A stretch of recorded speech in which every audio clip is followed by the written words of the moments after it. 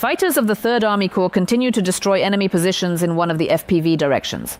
The Kraken Unmanned Systems Regiment struck Russian equipment and Russian infantry.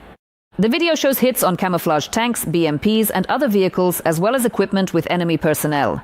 Motorcycles, infantry, and forest belts and shelters came under attack. The Russian cities of Belgorod and Bryansk were plunged into darkness. What a beautiful word that is, plunged. Their local authorities reported a massive drone attack on energy facilities. After loud explosions, a total blackout began in the cities. In addition, on the morning of the previous day, the Russian capital was also under attack by unidentified drones. Airports were being closed en masse. Indeed, in some districts of Moscow, there were reports of falling debris. According to Mayor Sergei Sobyanin, the attack on Moscow began at around 11 a.m. and lasted until 4 p.m.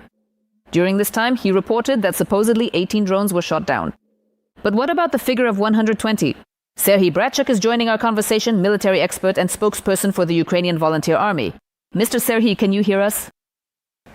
Glory to Ukraine, glory to the Defense Forces, greetings. Glory to the heroes and glory as well to all the people who are bringing our victory closer. I always ask you to help us figure out the math because it's critically important for us. So look, Sobyanin claims that 13 drones were shot down. By the evening, that number turns into 18. A total of 120 were flying. The question is, where did all the rest go, the ones out of the 120 that were not shot down? But we remember that all of them were taken out. Seriously though, jokes aside, what does their presence mean for us? At least over 100, between 120 and 150 drones, were officially reported by the Russian authorities on Russian territory, and that's not even near the Ukrainian border. First of all, I'd like to talk about the math. Everyone immediately remembers their school years. 13 is easy to change to 18. I think he's the biggest and the best. The representative of Russian air defense, Sergei Sobyanin, he knows how to do it. He remembered school and made the correction. If we speak more seriously, of course, we see these numbers, which are actually growing exponentially. The number of Ukrainian drones flying not only to the Moscow region and the Russian capital, but also to other regions in significant numbers. First of all, what would I pay attention to? Maybe not even the math, although I will talk about that too. We need to talk about the fact that these attacks, first of all, are indeed becoming more massive. Still, let's start with the math. First of all, on our side, our capabilities are growing here, although I agree with the previous colleague that we really need to scale up. That's a topic for a separate discussion. And in fact, distances. We see that distances are also very important. And now in this context, we can mention a well-known location, which I in particular call Uchte. But there's one more most important point. And here, it's about that same Uchte and about the Moscow region and Moscow itself. This is the fact that our drones today are not only capable of covering the necessary distances, they are also able to get through the air defense systems of the Russian capital in particular. I want to remind you that the Russian capital is not just guarded by some troops. There is a separate Moscow air defense district of the Russian Federation, which has existed since Soviet times. It's a distinct structure, an organization, an entity of its own, It deals exclusively with the airspace, and in fact the density of air defense systems there is so high that it would seem impossible to get around it. But twice in history this has already been accomplished. Well, first of all, there was Matthias Rust back in the day, but that was about the Soviet Union. As for Russian air defense systems, we can see that Ukrainian drones today are not just showing activity, they are able to fly through. And the question here is, what will be next? In other words, we're talking about the range of drones. First of all, we need to talk about strike drones that will deliver targeted strikes on various Russian facilities. And of course, distance matters too, because we're not calculating in a straight line anymore. Once again, I'll say it. We need to bypass the air defense systems of the Russian Federation. This is the math that, as with all the trends I'm mentioning, in my opinion, are the main factors in the events happening today. For now, they say 120. I think, first of all, there are more than that.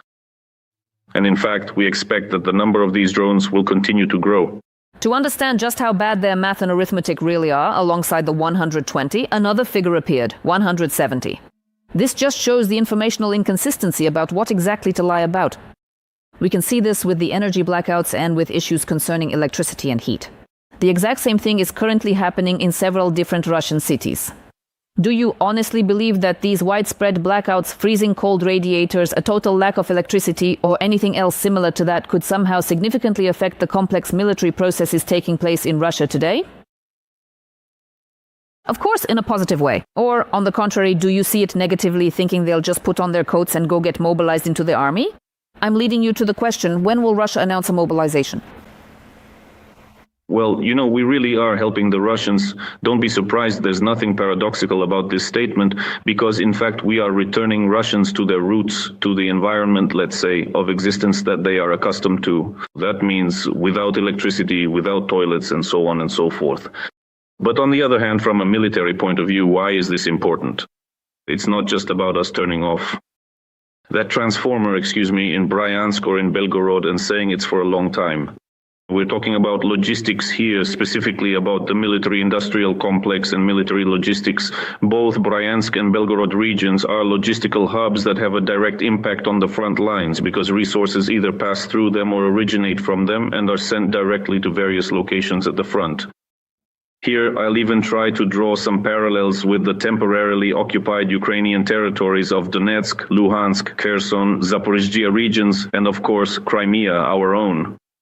These are also hubs, and there too, logistics are deteriorating, directly affecting the front lines. Because you can see this is what we're talking about. It's not just about the power being cut off, although that electricity is used directly at the front.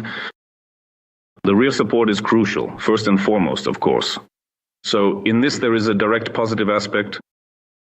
I hope that there will be more such strikes there in the Bryansk and Belgorod regions. Let's target the Russian air defense systems there, which operate on a surface-to-surface principle.